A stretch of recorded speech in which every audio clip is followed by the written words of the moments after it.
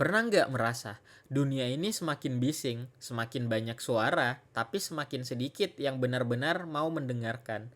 Terkadang seolah kita hidup di pulau-pulau kecil, sibuk dengan keyakinan kita sendiri, hingga lupa bahwa laut di antara kita sebenarnya bisa jadi jembatan, bukan cuma pemisah.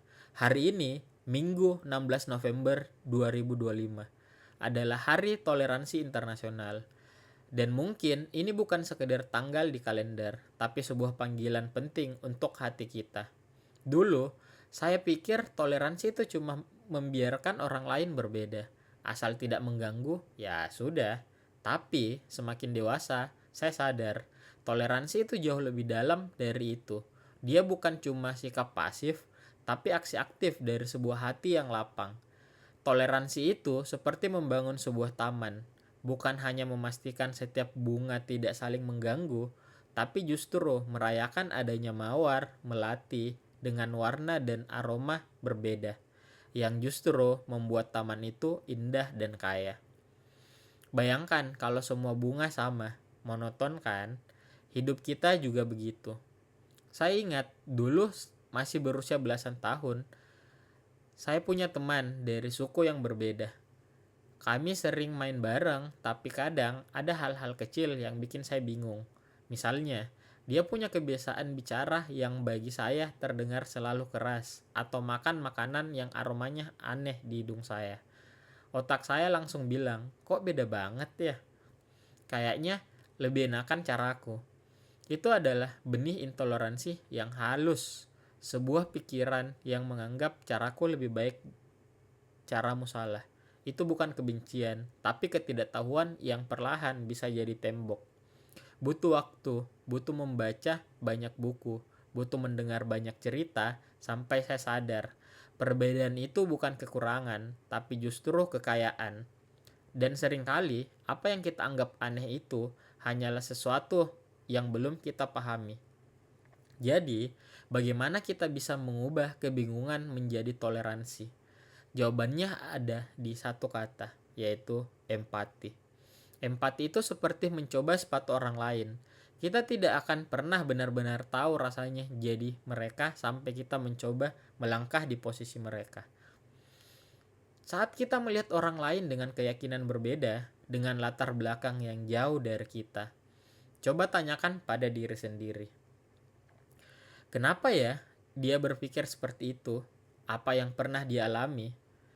Buku-buku yang kita baca, film yang kita tonton, perjalanan yang kita lakukan, semuanya adalah peluang untuk melatih empati.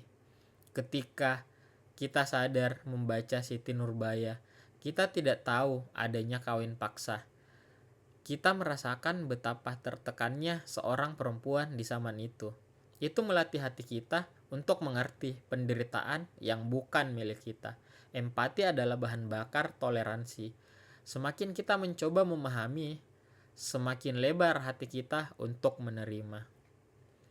Lalu, apa yang bisa kita lakukan di hari toleransi ini dan setiap hari?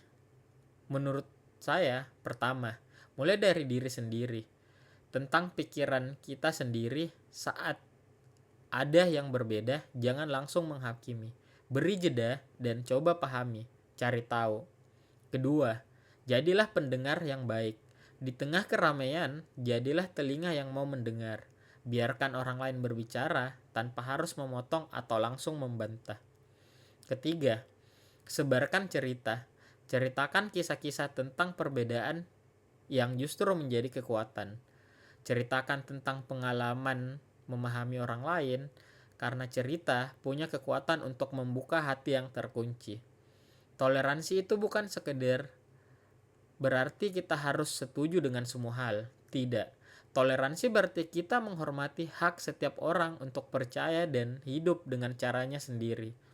Selama itu tidak merugikan orang lain, toleransi adalah fondasi kedamaian. Hari ini, mari kita jadikan 16 November bukan hanya peringatan, tapi titik balik untuk kita semua. Mari kita mulai membangun jembatan-jembatan kecil dari hati kita, melintasi lautan perbedaan, karena pada akhirnya kita semua adalah manusia, dengan harapan, impian, dan rasa takut yang sama. Kita hanya menyajikannya dalam warna-warna yang berbeda. Justru itulah indahnya hidup. Akhir kata, kita memang beda dalam satu warna. Kita juga tak sama dalam tulisan kata. Tapi indah selalu punya arti karena berbeda, tidak harus saling menyakiti.